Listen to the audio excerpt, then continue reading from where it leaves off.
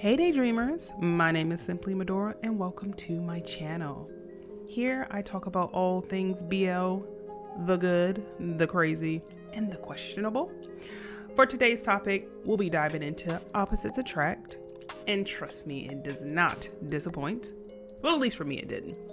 For this video, I'm going to go through chapters 1 through 6, and I will be giving a small recap and review of what I read so far.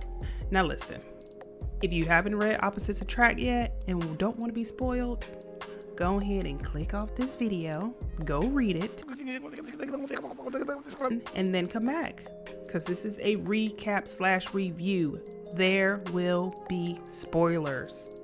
And with that, you have been warned. Also, I have no idea if I'm saying these names right. Some of these pronunciations got me in a chokehold, but I am trying, so give me some grace. And with that, let's talk about it. What? Why is the start of the chapter like this though? We are 10 seconds into reading on page 1, ain't no hello, mother. And we just jumping into it. I'm glad this is in the future, because if this was their first meeting, I was about to be out. They take us back to when they first met. I'm gonna try to say these names once, and then I might have to give these people some nicknames, okay? We have Kwon Yoontek. That's our main character. I hope I said that right. And Lee Dojae, our main lead. I am really bad with names, you guys. I am sorry. And we see our main lead playing ball. And you would have thought they were playing for money, because these panels, they were extremely serious. And Yoontek sees him and he's already gone. After that happened, he started following him around campus, look creepy, making chances for them to interact. Wow, I get it. You like him, he fine and all, but it's a bit too much. It's giving killing, stalking, PG. I'm kidding, but like for real, he gotta relax. Later, his friend tells him about a dinner that Dojae will be at. And you already know he's like, oh, say less, I'm coming, I will be there. And now we are back to the first panel with this craziness. Oh, now listen, he was doing the absolute most in these few panels. This man had the nerve to say, you like me, don't you? That's my best man voice, I'm going to work with it. Well, yeah, anyone with eyes could tell. But he didn't stop there. He hit us with a, I don't really care if it's with you or not. I just want to know how it feels to have sex with a man. I had to pause for the calls, because like, what? He got straight to the point, and I felt like, did somebody put him up to this? Because you know sometimes they be doing that in BLs. Or is he just this bold? Like, what is going on? But wait, it gets better. He proceeded to say, don't you gays do these things all the time? Throw the whole man away, because he on a whole nother level, and I don't even know. I don't even know what to say. But like, for real, like at this point, I feel like he's playing in his face and our face at the same time, and I'm over it already in chapter 1. Of course, this upset our boy, and we see him crying to his friend about everything he said. And honestly, I understand why he's upset until I find out that he didn't tell him no. He told this man that he'd think about it. What is there to think about? Like, what are we doing? This man just disrespected you in 4 sentences or less. What you thinking about? We find out that, surprise, surprise, he gets around. And honestly, I ain't shocked. A lot of these main leads be trash in the beginning. They gotta have a redemption arc and so on and so forth. Y'all know what I'm talking about. And he also offered up cheeks a little too quick for somebody who just met a man 5 pages ago. So what did we think was going to happen? And his friend gives him some terrible advice that one time could lead to a second time and then the next. Sir, what are you talking about? What kind of advice is this? You just said a few panels ago he gets around, and that's why you told him he's not a good match. Like, what are you saying now? And our boy, being delusional, is like, really? Oh man. Well, this is a BL, so anything can happen. We didn't seen it all, I'm pretty sure. I mean, anything. He then had the nerve to say, do you think he's willing to bottom?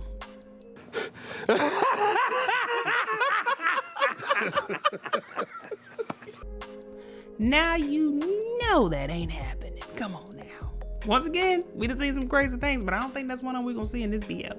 Later, it jumps to his friend, once again getting on my first and last nerve, calling him names because he don't want to sleep with him. If that's your jam, and we all know it is, cool beans, do you woo-woo. But relax, my boy, you're doing too much. And apparently he felt like, I ain't doing enough. Because then he proceeds to grab Yuntik's phone and tell him that he is down for the one night stand. What are we doing? What are you doing? Why are you smiling like that? What is that face? Like, what are we doing? Oh, but after all that, he shows up at the hotel and he opens the door with a little smirk, and I can't lie to y'all, I was down as well. I'm coming in the hotel, okay? Now hear me out. I am conflicted. Like, yes, I hate it here. But also, yes, I'm walking in that room because if he don't, I will. But of course he does. Now they're in the hotel room and he says he knew that he was following him around the whole time. And it's not like it was that big of a surprise. Like, he won't real slick about it. Things get spicy fast. And no, I am not showing that. YouTube is not about to come for me. If you would like to see it, head on over to Lezhin and you can see it all. Here's a little blurry picture, but that's all you will get from over here.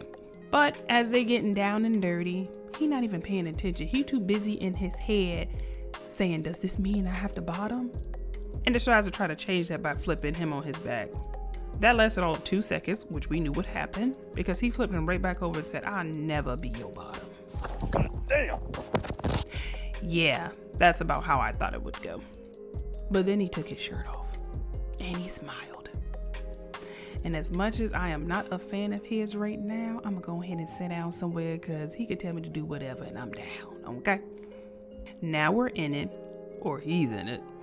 And let's just say our boy is not doing well.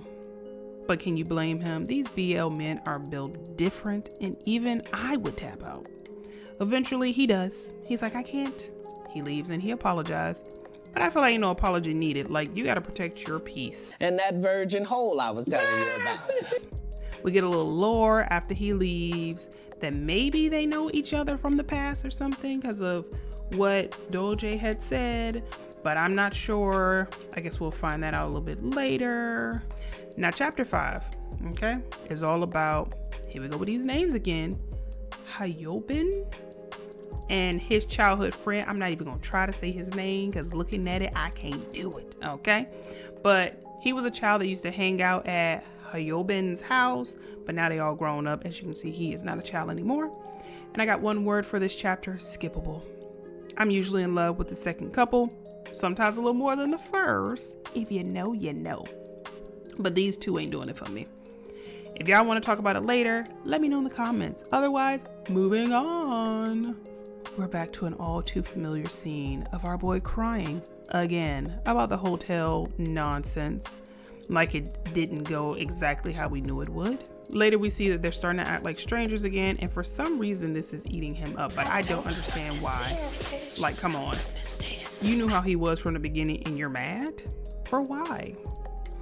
Then he proceeds to embarrass himself and me by chasing him down to talk to him about what happened. Like, we really doing this in the hallway? Come on now, with people dog. Around? I feel like we could have did this somewhere else and not here. He, of course, gets embarrassed more when Doje says, it didn't bother me at all. Didn't I tell you? I don't care if it's you or not. Embarrassing. Like, why do we keep putting ourselves through this pain? I need him to get a new main lead immediately because he just tried to play in his face and I was over it. The chapter ends with our boy yelling nonsense in the hallway and I have secondhand embarrassment. Like, I can't do it. Oh my gosh, I had to close it. I had to close it, and this is where we end. So my final thoughts on the chapters I've read so far is that it's a good read. And I really wish that we can get a main lead that starts off good and not have to deal with all these issues and have a redemption arc. But that's not the life we live. I feel like our boy needs to move on already, but it's giving that he has a type and he falls fast and hard. I don't think his friend is doing a good job of helping him at all, but I'm not surprised by that either because sometimes these BO friends be worse than the main lead and the enemies, okay? Maybe not in this case, but sometimes that is the case. And as for our main lead, I just don't know. Like, how far can your looks get you if that's your personality? You know what I mean?